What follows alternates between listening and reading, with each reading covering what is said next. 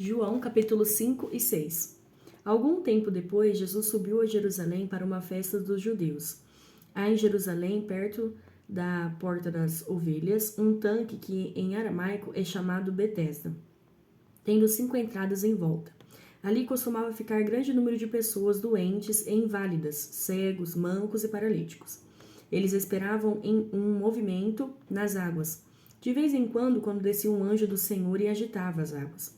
O primeiro que entrasse no tanque, depois de agitar as águas, era curado de qualquer doença que tivesse. Um dos que estavam ali era paralítico, fazia 38 anos. Quando o viu deitado e soube que ele vivia naquele estado durante tanto tempo, Jesus lhe perguntou: Você quer ser curado? Disse o paralítico: Senhor, não tenho ninguém que me ajude a entrar no tanque quando a água é agitada.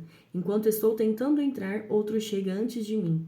Então Jesus lhe disse: Levante-se, pegue a sua maca e ande. Imediatamente o homem ficou curado, pegou a maca e começou a andar. Isso aconteceu no sábado, e por essa razão os judeus disseram ao homem que havia sido curado: Hoje é sábado, não lhe é permitido carregar a maca. Mas ele respondeu: O homem que me curou me disse: Pegue a sua maca e ande.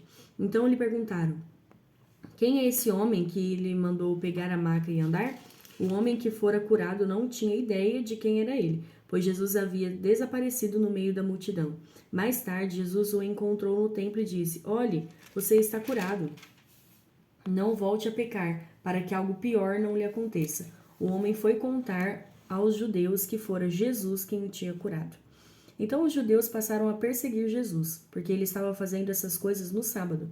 Disse-lhes Jesus: Meu pai continua trabalhando até hoje, e eu também estou trabalhando. Por essa razão, os judeus mais ainda queriam matá-lo, pois não somente estava violando o sábado, mas também estava dizendo que Deus era o seu próprio pai, igualando-se a Deus. Jesus lhes deu esta resposta: Eu lhes digo verdadeiramente que o filho não pode fazer nada de si mesmo, só pode fazer o que vê o pai fazer, porque o que o pai faz, o filho também faz. Pois o pai ama ao filho e lhe mostra tudo o que faz. Sim, para a admiração de vocês, ele lhe mostrará obras ainda maiores do que essas. Pois, da mesma forma que o pai ressuscita os mortos e lhes dá vida, o filho também dá vida a quem ele quer. Além disso, o pai a ninguém julga, mas confiou todo o julgamento ao filho, para que todos honrem o filho como honram o pai. Aquele que não honra o filho também não honra o pai que o enviou. Eu lhes asseguro: quem ouve a minha palavra e crê naquele que me enviou, tem a vida eterna e não será condenado, mas já passou da morte para a vida. Eu lhes afirmo que está chegando a hora, e já chegou, em que os mortos ouvirão a voz do Filho de Deus, e aqueles que o ouvirem viverão. Pois da mesma forma como o Pai tem vida em si mesmo, ele concedeu ao Filho ter vida em si mesmo, e deu-lhe autoridade para julgar, porque é o Filho do homem. Não fiquem admirados com isto, pois está chegando a hora em que todos os que estiverem nos túmulos ouvirão a sua voz, e sairão os que fizeram o bem ressuscitarão para a vida, e os que fizeram o mal ressuscitarão para serem condenados. Por mim mesmo nada posso fazer, eu julgo apenas conforme ouço, e o meu julgamento é justo, pois não procuro agradar a mim mesmo, mas aquele que me enviou. Se testifico acerca de mim mesmo, o meu testemunho não é válido. Há outro que testemunha em meu favor, e sei que o seu testemunho a meu respeito é válido. Vocês enviaram representantes a João, e ele testemunhou da verdade. Não que eu busque testemunho humano, mas menciono isso para que vocês sejam salvos. João era uma candeia que queimava e irradiava luz, e durante certo tempo vocês quiseram alegrar-se com a sua luz. Eu tenho um testemunho maior que o de João, a própria obra que o Pai me deu para concluir, e que estou realizando testemunha que o Pai me enviou. E o Pai que me enviou, ele mesmo testemunhou a meu respeito. Vocês nunca ouviram a sua voz, nem viram a sua forma, nem a sua palavra habita em vocês, pois não creem naquele que ele enviou. Vocês estudam cuidadosamente as Escrituras, porque pensam que nelas vocês têm a vida eterna. E são as Escrituras que testemunham a meu respeito. Contudo, vocês não querem vir a mim para terem vida. Eu não aceito glória dos homens, mas conheço vocês. Sei que vocês não têm o amor de Deus. Eu vim em nome do meu Pai e vocês não me aceitaram. Mas se outro vier em seu próprio nome, vocês o aceitarão. Como vocês podem crer se aceitam glória uns dos outros, mas não procuram a glória que vem do Deus único? Contudo, não pensem que eu os acusarei perante o Pai. Quem os acusa é Moisés, em quem estão as suas esperanças. Se vocês crescem em Moisés, creriam em mim, pois ele escreveu a meu respeito.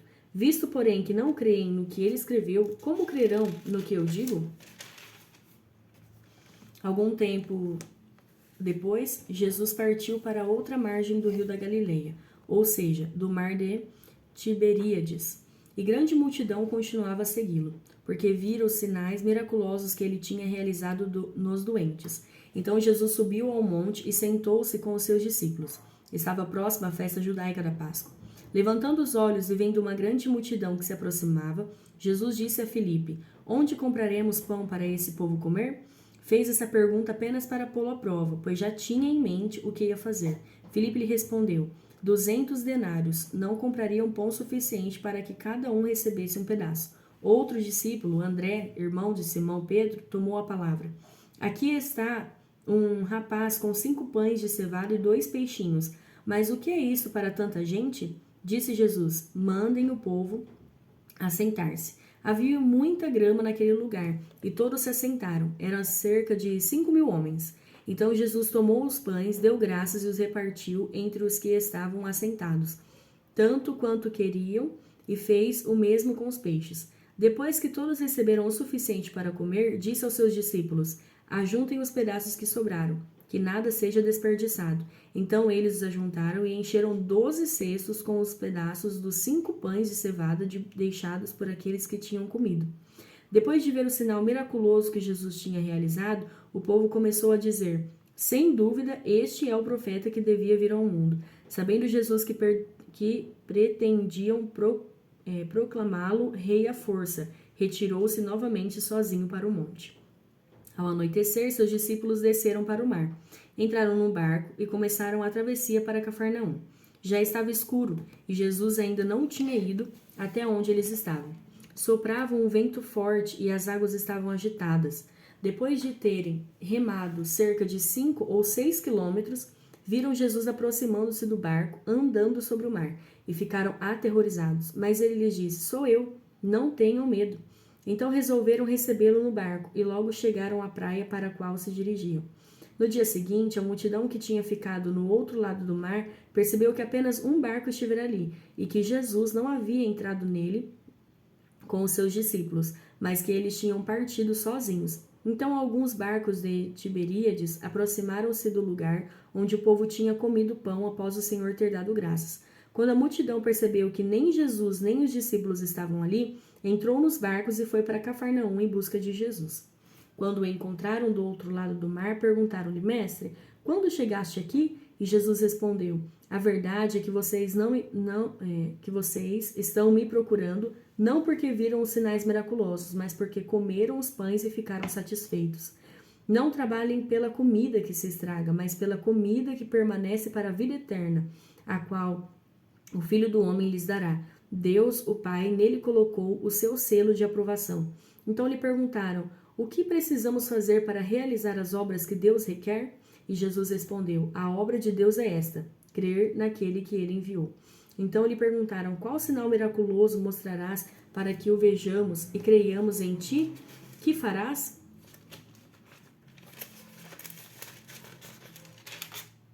Os nossos antepassados comeram o maná do deserto, como está escrito: Ele lhes deu a comer pão dos céus. Declarou-lhes Jesus: Digo-lhes a verdade, não foi Moisés quem lhes deu pão do céu, mas é meu Pai quem lhes dá o verdadeiro pão do céu. Pois o pão de Deus é aquele que desceu do céu e dá vida ao mundo. Disseram eles: Senhor, dá-nos sempre esse pão. Então Jesus declarou: Eu sou o pão da vida. Aquele que vem a mim nunca terá fome, aquele que crê em mim nunca terá sede. Mas, como eu lhes disse, vocês me viram, mas ainda não creem. Todo aquele que o Pai me der virá a mim, e quem vier a mim eu jamais rejeitarei, pois desci dos céus, não para fazer a minha vontade, mas para fazer a vontade daquele que me enviou. E esta é a vontade daquele que me enviou, que eu não perca nenhum dos que ele me deu, mas os ressuscite no último dia. porque a vontade de meu Pai é que todo aquele que olhar para o Filho e nele crer tenha vida eterna, e eu o ressuscitarei no último dia. Com isso, os judeus começaram a criticar Jesus, porque disseram: Eu sou o pão que desceu do céu. E diziam: Este não é Jesus, o filho de José? Não conhecemos seu pai e sua mãe? Como ele pode dizer: Desci do céu? Respondeu Jesus: Parem de me criticar. Ninguém pode vir a mim se o Pai que me enviou não o atrair. E eu o ressuscitarei no último dia. Está escrito nos profetas: Todos serão ensinados por Deus. Todos os que ouvem o Pai e dele aprendem, vêm a mim. Ninguém viu o Pai, a não ser aquele que vem de Deus. Somente ele viu o Pai. Asseguro-lhes que aquele que crê tem a vida eterna. Eu sou o pão da vida. Os seus antepassados comeram o maná do deserto, mas morreram. Todavia aqui está o pão que desce do céu, para que não morra quem dele comer. Eu sou o pão vivo que desceu do céu. Se alguém comer deste pão, viverá para sempre. Este pão é a minha carne, que eu darei pela vida do mundo. Então os judeus começaram a discutir exaltadamente entre si: Como pode este homem nos oferecer a sua carne para comermos? Jesus lhes disse: Eu lhes digo a verdade. Se vocês não comerem a carne do Filho do Homem e não beberem o seu sangue, não terão vida em si mesmos. Todo aquele que come a minha carne e bebe o meu sangue tem a vida eterna, e eu ressuscitarei no último dia, pois a minha carne é verdadeira comida e o meu sangue é verdadeira bebida. Todo aquele que come a minha carne e bebe o meu sangue permanece em mim e eu nele, da mesma forma como o Pai que vive me enviou e eu vivo por causa do Pai. Assim aquele que se alimenta de mim viverá por minha causa. Este é o pão que desceu dos céus. Os antepassados de vocês comeram o maná e morreram, mas aquele que se alimenta deste pão viverá para sempre. Ele disse isso quando ensinava na sinagoga de Cafarnaum. Ao ouvirem isso, muitos dos seus discípulos disseram: Dura é esta palavra. Quem pode suportá-la? Sabendo em seu íntimo que os seus discípulos estavam se queixando do que ouviram, Jesus lhes disse: Isso os escandaliza? Que acontecerá se vocês virem o Filho do Homem subir para onde estava antes? O Espírito dá vida. A carne não produz nada que se aproveite. As palavras que eu lhes disse são espírito e vida. Contudo, há alguns de vocês que não creem, pois Jesus sabia desde o princípio quais deles não criam e quem o iria trair. E prosseguiu: É por isso que eu lhes disse que ninguém pode vir a mim, a não ser que isso seja dado pelo Pai. Daquela hora em diante, muitos dos seus discípulos voltaram atrás e deixaram de segui-lo. E Jesus perguntou aos 12: Vocês também não querem ir? Simão Pedro lhe respondeu: Senhor, para quem iremos? Tu tens as palavras de vida eterna. Nós cremos e sabemos que és o Santo de Deus. Então Jesus respondeu: Não fui eu que os escolhi, os 12? Todavia um de vocês é um diabo. Ele se referia a Judas, filho de Simão Iscariotes, que embora fosse um dos 12, mais tarde haveria de traí-lo.